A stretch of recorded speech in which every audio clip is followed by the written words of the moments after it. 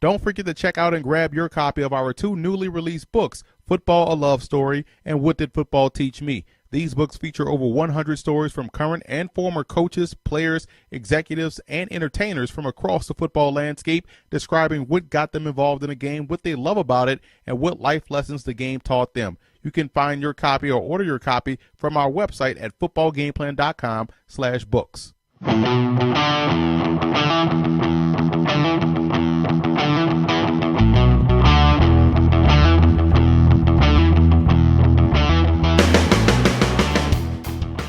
Now let's look at my keys to victory for both teams. Starting with the Seattle Seahawks, it's going to be important that they get off to a fast start on both sides of the football. You don't want to allow a team that you've beaten already earlier in the season to gain confidence in a playoff game, because you can end up on the losing end of the scoreboard. They also have to make that Minnesota Vikings offensive line work up front to develop their ground game. That's with different fronts, different stunts, different games that you want to play up front to confuse that offensive line that has been struggling at times throughout the course of the season. And now that you get Marshawn Lynch back in the fold, you don't have to force the issue with him and give him the football 25 or 30 times in this ball game, because he's back in the lineup. You still have Christian Michael, you still have Fred Jackson, and if he's not having success, don't hesitate to use those other 2 backs that I mentioned. Moving over to the Vikings in this ball game, they have to avoid playing small ball. I think they have to take their chances deep down the field. There's plays to be made against this secondary. Trust your talent that you have out there on the flanks to come down with the football. And a weak side defense has to improve. I'll get into a little bit more detail in the film session portion of this video, but that's something that plagued them in the first meeting, and they can't allow that to happen once again the second time around. And playmakers need to make plays. That's Adrian Peterson. That's Teddy Bridgewater. That's a guy like Cordero Patterson in the special teams department. Stephon Diggs as a receiver. Those guys have to be able to make plays. Anthony Barr on the defensive side of the football in order for this team to win. Harrison Smith is another one. I know I keep naming playmakers for the Vikings, but they do have a lot. They do have enough to win this game, and if they make plays, they can definitely come away victorious.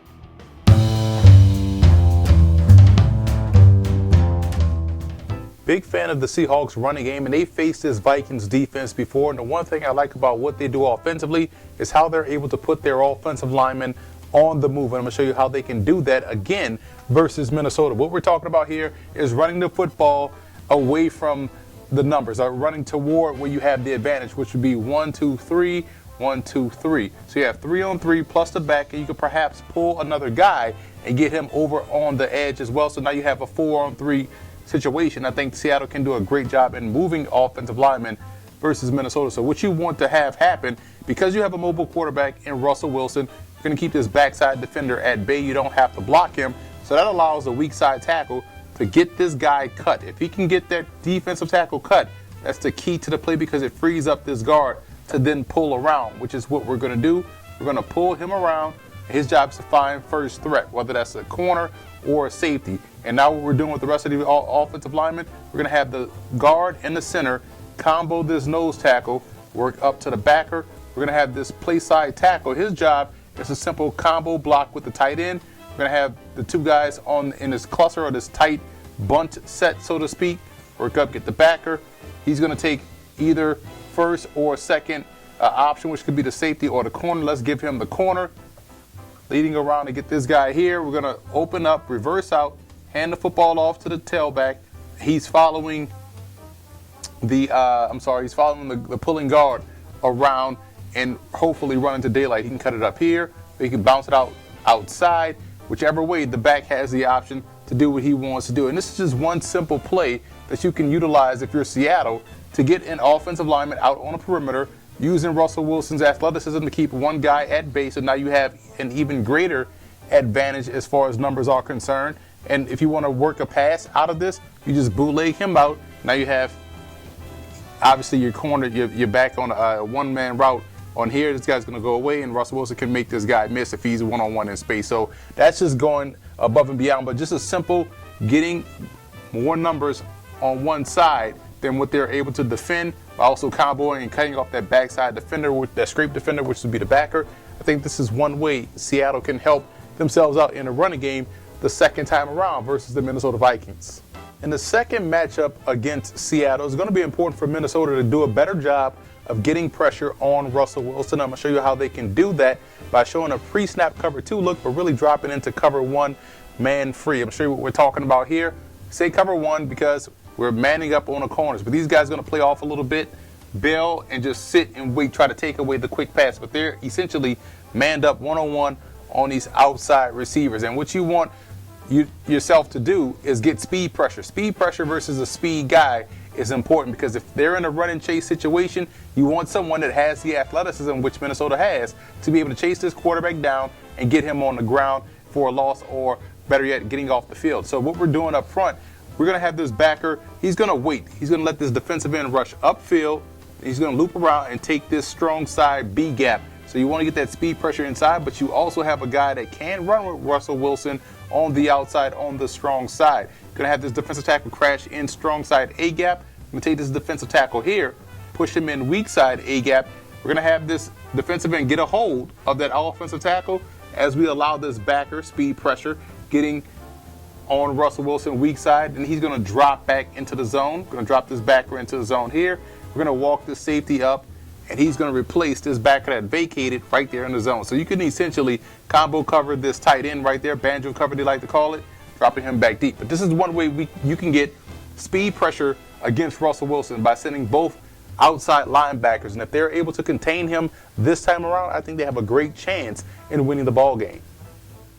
Many times you find teams that try to figure out different ways and new and creative ways to attack the Seahawks coverage. But I'm going to show you how Minnesota can do so simply by just expanding their zone responsibilities by formation and a little bit of emotion. Show you what we're talking about here. Spread set, 3 wide receivers, 1 tight end, 1 running back in the backfield. Seahawks standard cover 3 type situation where you're going to have 1, 2, 3, flat, middle, flat defender. Simple. You can even send an extra guy as well too if you want to. So simple coverage for Seattle, but it's effective because they're very disciplined. We'll talk about that in a second. But I'm going to show you how the Vikings can have some success throwing the football and perhaps generating a big play deep down the field. So as the cadence starts to wind down, these guys are already stressed to the limit because of how you've expanded this coverage. So let's say this is the bottom of the numbers. Got the receiver at the bottom of the numbers, right here, bottom of the numbers, and you have the hash marks here. So you've expanded their zone responsibilities, so they're already stressed to the max from a coverage standpoint. Now, how you can further put this free safety Earl Thomas in the bind, as the cadence starts to wind down, you want to put this outside receiver in motion. And once he splits this receiver and the offensive tackle almost to the hash mark, you want to snap the football. His job is to push up directly at that free safety and break across his face. You want to force him to make a decision because you also have this receiver pushing up, trying to bend that shoulder a little bit, then boom, break into the post, running toward the goal post. Now you have a situation where this free safety has to make a choice. You've generated a one-on-one situation to where you have your corner and your receiver one-on-one and a free safety one-on-one with your inside receiver. On the backside, you have this guy working up into the post. Now, to take away this strong safety, if they're not playing cover 3, one of the most automatic plays in football that I really like is your turn route. Up, boom. Just stops right there, turn around. You can hit this play consistently throughout the game for like a 5-yard gain here and there all day long. That's one of the most difficult plays to stop in football, and that's essentially going to draw him in, giving you the passing window to hit this post one-on-one backside. You have your guy blocking here, drop back, and it's just all about Teddy Bridgewater finding the best matchup on that given play. So a little bit of motion, but you're spreading the defense out and expanding their zone responsibilities, and you can have your picks and your chooses of where you want to go with the football. And this is one way I think Minnesota can have some success throwing the ball this time around versus Seattle. I know I just explained how teams try to attack Seattle, but they're very disciplined in what they do, and I'm going to explain that, like I said before, even more so in the film session portion of this preview. But just to show you how Seattle can match up versus what could potentially be a spread offense versus their vaunted defensive secondary, I'm going to show you how they can just simply match up by just staying disciplined and staying assignment sound without even breaking what they do essentially, which is cover 3. So what teams normally try to do, Seattle, is try to attack the zone by flooding it. That's just common sense. You want to flood the zone by putting more guys than they can cover in an area. But if you're disciplined in your assignment and you trust what you do and your athleticism, you can overcome that situation by just playing your defense. To show you what we're talking about here, you have a spread set, and what teams like to do, they like to run a speed out here, like to come back in, run it in, maybe send it back on a dart route or an arrow route, You're going to have, let's say, a situation where you're going to run this guy right down the rail and maybe bring him up and over like that, and then run him down on the wheel route. So you're trying to attack the defensive coverage. But if you're Seattle, you're just staying disciplined and you communicate very well in the secondary. Even though you're playing your cover 3, you see this guy break in. You already have a strong safety that's going to take away that. You can still run deep if this guy decides to come up. So you're still in great coverage. You can play this inside out. You've done your job in carrying this route deep down the field, and you stayed it within your deep third. The speed out is taken away by the flat defender. You also have this backer gaining depth. He sees the arrow route, boom, he closes in on it. That's him right there. He's playing, drifting back in this curl out responsibility. So he's going to take that away. So this corner is essentially still expanding and staying with the play. You still have the luxury of having your safety back deep without any responsibility.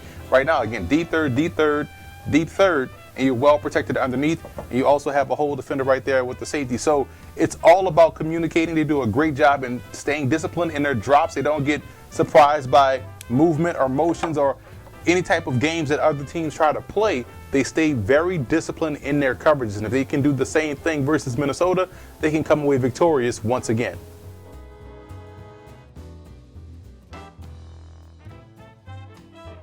Opening up the Seahawks playbook, what stood out to me the most from their first meeting versus the Minnesota Vikings was how disciplined they were defensively. And as we freeze it here, you can see not a soul is open for the Minnesota Vikings. Why? Well, because the Hawks do a great job of keeping things simple defensively.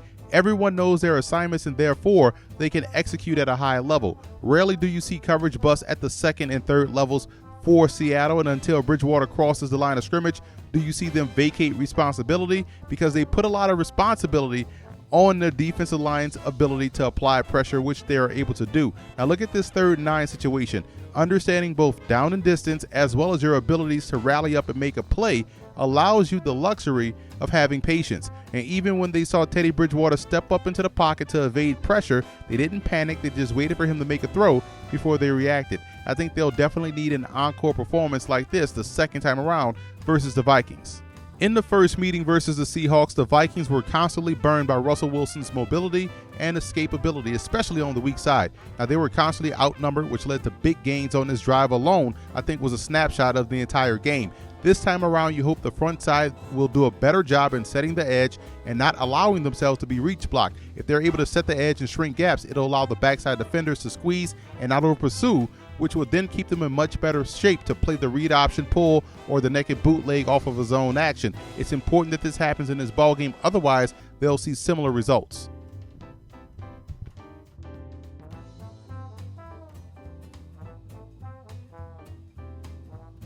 The biggest X factor in this game for Seattle will be how well they can play up front against this Vikings offensive line. They have to make this offense one-dimensional. They can't allow Adrian Peterson to get going, because that can cause problems for their entire defense. So this defensive line of Seattle definitely has to bring their A game. And for Minnesota, I believe the X factor has to be North Turner. He has to find ways to get all of his playmakers involved in the passing game and also in the running game. I'm talking about Cordero Patterson, finding ways to get Stephon Diggs going early. If he can get those playmakers involved, it makes him that much tougher to defend.